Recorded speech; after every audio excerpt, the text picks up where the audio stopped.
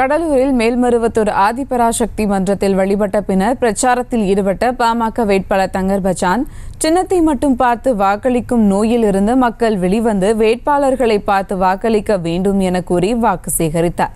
இதுகுறித்த கூடுதல் விவரங்களோடு இணைகிறார் செய்தியாளர் பாரிவள்ளல். வணக்கம் பாரிவள்ளல், விவரங்கள். தமிழகத்தில் நாடாளுமன்ற தேர்தலானது இன்னும் 6 நாட்கள்ல நடைபெற உள்ளது.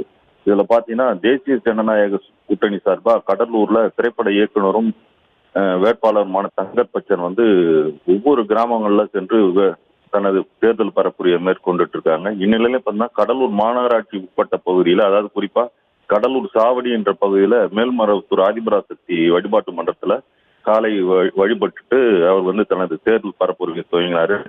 இந்த தேர்தல் பரப்புரை கடலூர்ல குறிப்பா வில்வநகர், இந்த சாவடி, கோண்டூர், தாழங்குடா உள்ளிட்ட பகுதிகளில் அவர் திறந்த வாகனத்துல கூட்டணி கட்சியினருடன் சென்று தனது தேர்தல் பரப்புரையை துவங்கி மாம்பழ சின்னத்துக்கு வாக்களிக்குமாறு கேட்டுக்கிட்டனர்.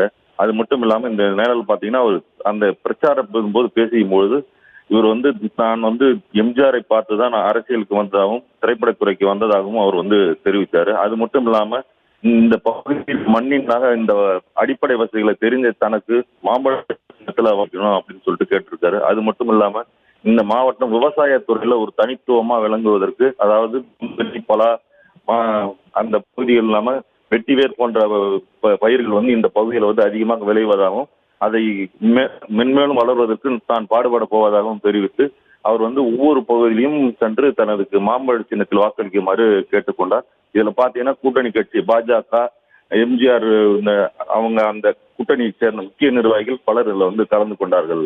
சுபா, விவரங்களுக்கு நன்றி பாரிவள்ளல். செய்திகளை உடனுக்குடனும் துல்லியமாகவும் தெரிந்து கொள்ள சப்ஸ்கிரைப் பண்ணுங்க.